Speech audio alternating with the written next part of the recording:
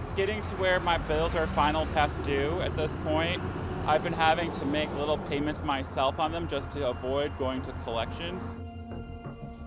This week we told you crime victims are waiting longer for money from the state. These victims in some cases need this money to escape abuse or rebuild their lives. Tonight, a former attorney at the Texas Attorney General's office is speaking out.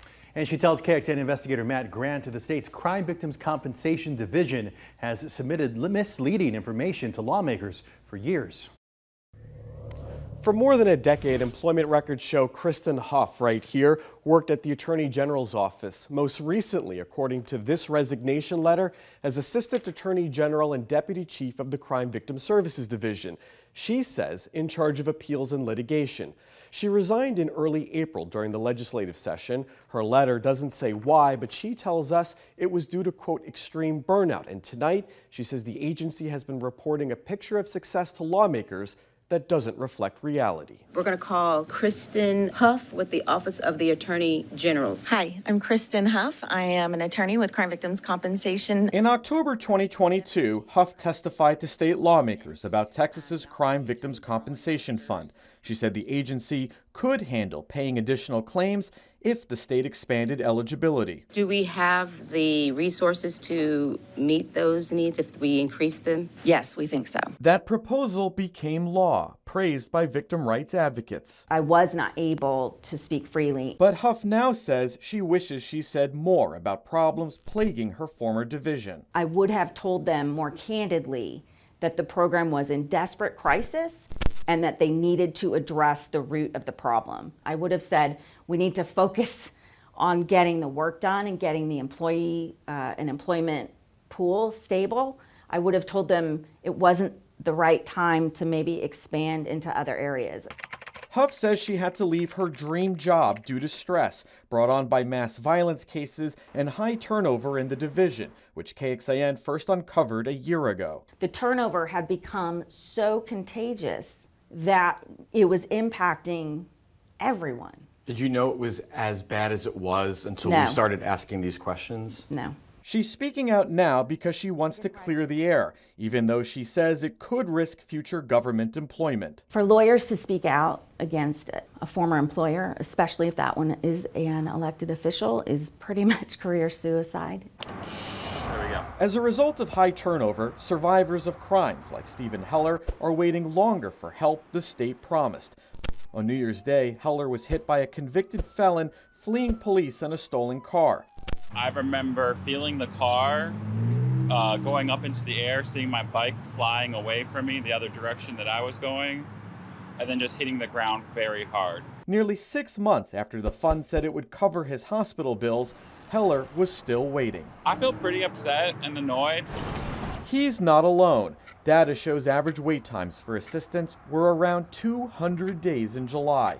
At the same time, the Crime Victims Compensation Division is submitting required reports like these to the state legislature. The office set less than 46 days for a first payment as its benchmark. Since 2019, it's told lawmakers it was exceeding its own goal nearly every quarter, reporting this year an average around a month. I'd be surprised because that's definitely not the experience I've been having. This false idea that victims are actually getting that payment in that much time. That is not true. Victims are getting payments much longer than the average days to payment. Huff says the state is meeting its 46-day or less goal by averaging two very different types of claims. That's backed up by internal records we obtained. The data shows the office is averaging victim claims with reimbursements for rape kit exams paid directly to hospitals. Those claims don't involve survivors and are often paid quickly in about a week. Huff says including those fast payments to hospitals with its slower response time for claims submitted by crime victims are skewing the state's numbers. So it's not a fair comparison. It's apples and oranges. But when they report the number for how long it takes to pay, those apples and oranges are like, it's just fruit. To this day, most people do not understand why those numbers are combined. It's just never been separated out.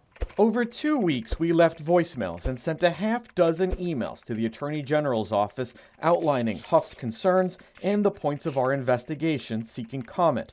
After receiving no response, we headed to the AG's office building during regular business hours. We waited for someone to take us through security and let us up to the AG's floor. No one ever showed, so we dropped our questions off at the front desk and left a voicemail. For a quicker response, email communications@oag.texas.gov. Again. We haven't heard back, so we're here in person to try to keep getting answers on behalf of victims. Well, that was more than a week ago. We'll update our story online if we hear back. We also reached out to the 10 largest states to see how their attorneys general report crime victims' compensation performance, and we'll update you as we receive those results. Meanwhile, our investigation found Texas's Crime Victims Fund is paying out less lately. Records show it failed to meet its 2023 fiscal year goal by around $20 million. Huff called that a measurable failure. Regarding high turnover, in September, Paxton's office told us, quote, recruiting and retention difficulties that state agencies have faced in recent years was helped by an across-the-board pay raise for all state employees. The agency said the Crime Victim Services Division is, quote, nearly fully staffed, and it works tirelessly to provide attentive, high-quality service. Matt Grant, KXAN Investigates.